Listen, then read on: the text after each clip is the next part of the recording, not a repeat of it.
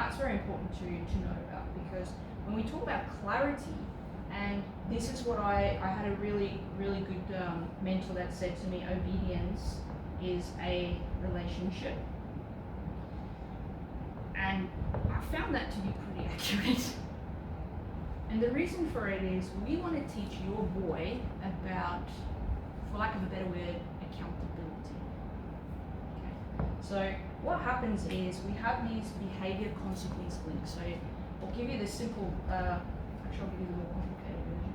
I'm not a neuroscientist, but usually there'll be some form of stimulus, right, that will lead to a thought for humans. I don't really know how much dogs think, because I'm not a dog, and feeling. From there, usually that will lead to some sort of decision, right? So that's usually like some sort of behavior. And then that can lead to consequences, whether it's good or bad, right? So don't worry about that. Now, some dog trainers focus more on training this part, where they're like, well, if we change how the dog feels about something, their behavior changes, which is more to do, like, this is more your conditioning, your desensitization, lots of positives, like, how can I get you to accept going to the dentist, make you feel better when you go. I think that's silly, because there's pain involved, so I only know of one lady that likes going to the dentist. I still don't know what the dentist's secret is. Who knows? And other dog trainers can focus on that part, where it's like, well, if we start conditioning the dog with, if you're making these decisions, that's the consequences, and then they'll start changing the feeling. I do kind of both. I focus more on this side because you have more influence over that. Feelings are hard. With dogs, With dogs. With humans too. Yeah, true, but I feel like you can at least talk and, like, I don't know, I've talked to a lot of people in my life over a lot of things, and I feel some people it takes years before that mindset changes. So, I mean, if I told you, oh yeah, no, we can help you, but it's going to take you 7 years, you would probably look at me and go, surely we can do it all faster. Yeah. Because we want to have approaches that are practical and actionable and effective, right? But we need to be very clear on where we're coming from. So when we look at this, there's basically two types of what I call behavior link, like behavior consequence links. So we have what we call implied.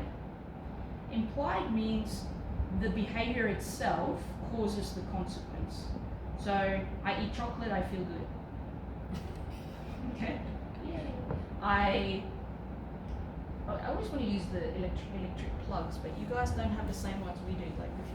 We don't have the straight stripy ones, we have the round ones, so you can actually put your finger in there. But you put your finger in and you go zappy, right? Yeah. Or touch the stove and it's ouchy. Okay? Now, neurologically, and I'm quoting from Andrew Huberman, who is a neuroscientist, they talk about how our brains are wired to grab onto negative experiences quicker, better, and more efficient, because that's what keeps us safe. Where positive things take a lot more. So what happens here is, if you do something and it causes a consequence straight away, it's a self-rewarding behavior, it's a self-punishment behavior, whatever you want to call it. Okay, that's one of the things that we're going to do with the collar. Okay, and it'll make sense once you understand the next one, which is your explicit. Spelling that right? Yeah. Good. And explicit means there's something in the middle that causes the consequence. Alright, whether it's good or bad, don't worry about that. So that could be like, let's say, like a water bottle. I'm saying water bottle like my sister. Shoots the cat and it scratches the furniture. It could be, like you were saying, oh, my dog only does it when he sees a treat. Or a ball. So what happens is we've got something else that gives the consequence, not the behavior itself. Okay? And sometimes it's the human. Okay? Like, don't do that, sit. Don't jump on people, sit down. Obedience is often one of these. So obedience means you're responsible for the consequence. Right? You're responsible for initiating the behavior you want, which is usually stimulus, but then you're also responsible for the consequence, and that's what I mean. So when we train dogs, these are the two things, and clarity is what I work on. So clarity is, I am telling the dog, It's all your fault. Because if it's the dog's fault, he can make better decisions. Okay. So this comes from Brené Brown, where she talks about there's a difference with humans between shame and guilt. So shame is I attack the person, like you are an idiot, you are dumb, you are, right? And it makes us feel very like helpless because it's like this is who I am, right? And if you're like you're a good dog, you know, you're a bad dog, we subconsciously tell ourselves that we can't help them because that's who they are. And that makes us feel very helpless. Now there is a point in time where we've got to realize the dog's a dog. Like I'm a reason and that's Talia. There are characteristics that makes us who we are. Okay? But if we change our language and our thinking a little bit and going like, okay, instead of saying, wow, that's a good dog, I'll go, that was a good decision. And suddenly I start to feel subconsciously a bit more optimistic. So instead of going like, I feel like a bad owner because I have to time my dog out, like naughty dog, go in the naughty corner, it's, well, you made a bad decision, so I'm going to put you in the corner. And with time, so consistency, the dog goes through process of elimination. So for example, I use what we call red card, yellow card system. So yellow cards are warning, red cards are penalty, whatever that looks like. That could be anything. So let's say the dog, the moment the dogs touch you with two paws, I mark it, and if they do it again, is followed by 9 or sorry, like something very simple, not no because everyone yells at the dog. So 9, for example, is no in German. So 9, and then it's followed with a penalty. So what happens is after about 5 repetitions usually, the dog goes, when you say 9, that happens. And what they'll do is they'll experiment, right? So they'll try and run away because you can't catch me, you can't put me in jail. If I go like, ooh, Yeah, he does that. like Make you this, in trouble. I can get away with it. Yeah. And then we're like, see, he knows. Yeah. Maybe not. Maybe he just knows that when he looks nice and cute, Yeah. then he doesn't get a penalty.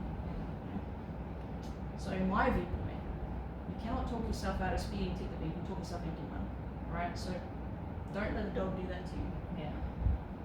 Once they realise, okay, when you say 9, it's not you, because not only does Haiti do it, Drew do it, but Talia does it, and Rita. So obviously it's not the humans, right? It's not the environment, because whether I'm upstairs, downstairs, outside, inside, it's not that. It's not the time of the day. They're like, what's happening? And then they'll connect it with the dots. So when they hear 9, they go, what was I doing? What was I doing? So when I say 9 the moment the dog touches you, right? They go, that's why. But I give them a warning. So next time I go, they go, and people ask me, so when do I stop giving them the 9? I said, when they stop doing it. It's that simple. If you stop way too early, then obviously it's not their behaviour. Because if you go, 9, but you never follow up with the penalty, they go, well, I thought it was my behaviour, but it's not. So it's not my behaviour, and therefore the behaviour doesn't change. So what happens then is the dog connects the consequence with the object. For example, like my sister and her cats. So the cat's going, and then she grabs the water bottle and she goes, in fact, she goes, don't do it. And the cat does it again, right? Yeah. Now when the water bottle is out of view, you know, the traffic officer, Yeah. the speeding camera, right? Even though we know logically we shouldn't be speeding, we do it because we're like, I'm not going to get caught. Now, if we were speeding and we automatically got a speeding ticket right then and there, we would stop speeding. Especially, it's more. So if you're a millionaire and you're like, yeah, $500 speeding ticket's nothing.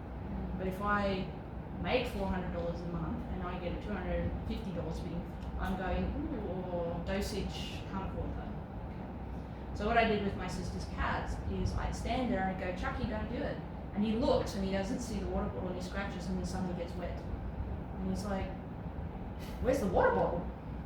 Does that make sense? And that's why a lot of people struggle. So what you're talking about with barking and things like that, we're talking about things where you probably want him to be able to, let's say, stop barking to a degree when you're not around. So that's why there's an anti-bark collars coming on. The other thing is, if I want to stop things like don't touch people with teeth, right? Don't jump on them. You don't want him to be like, Drew is here today, so I can't do that. And then when Drew goes out the door, he goes, ha!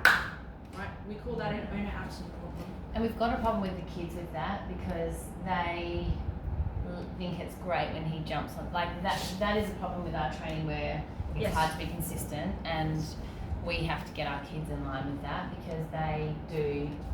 Should have bought 3 collars. So Yeah. the key here is to help you in a way where we manage certain things. Now I'm going to tell you, so you talk about your dad, right?